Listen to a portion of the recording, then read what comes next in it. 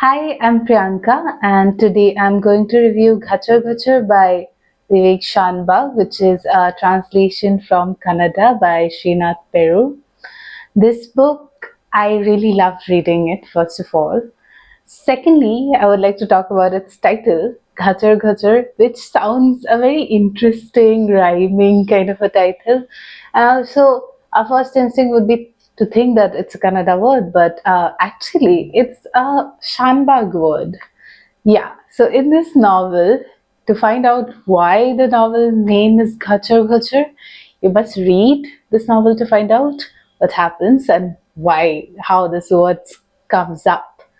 So this novel is set in Bangalore, and it is narrated from the protagonist's point of view. And the protagonist lives with his family. Since childhood, they live in a joint family. And the novel mostly revolves around the various family dynamics which are happening in this novel.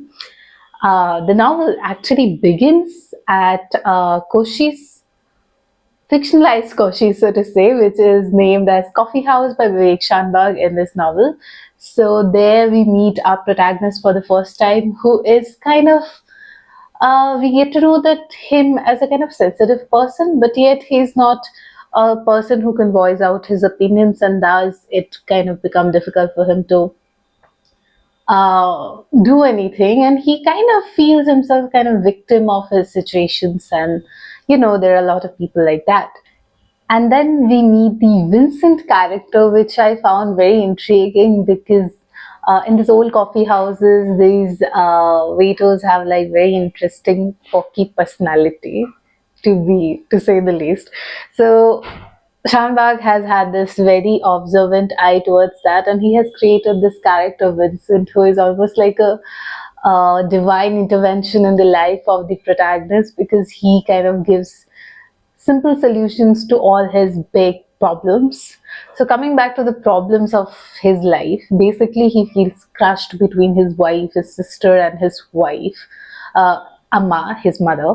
And the problems which arise that time is actually not because it is so, but because the protagonist is kind of a sensitive person, but he never is able to voice out his opinion really, and that kind of creates a conflict within himself. Like, should he do what he should do, or should he do what would be the easiest for him to do? So those kind of things, various conflicts we see in this novel, and as we see them from lower middle class family, they suddenly grow rich after his Chikappa starts the business. Lot of family dynamics starts changing, lot of conflicts come up, which has been explored in a very nuanced way by Shanbag in this novel. The dissatisfaction of the family members, some family members kind of getting distant from one another. So all these elements have been very nicely portrayed, I feel. And with his wife particularly, there is a lot of conflict because his wife is very idealistic, and thus they kind of find it difficult she kind of find it difficult to accept that her husband does not have the same position in the house as Chikappa, because he is simply getting the money in his bank account without having to work. So all these conflicts are explored in a very nuanced way, and the moral dilemma of doing the right thing or not doing the right thing is also being discussed. So this is a very slim book. I read it in one sitting. I have some tabs also because I like tabbing the lines I really like, because I don't mark anything. So I think you should definitely pick up this book, read it up in one sitting.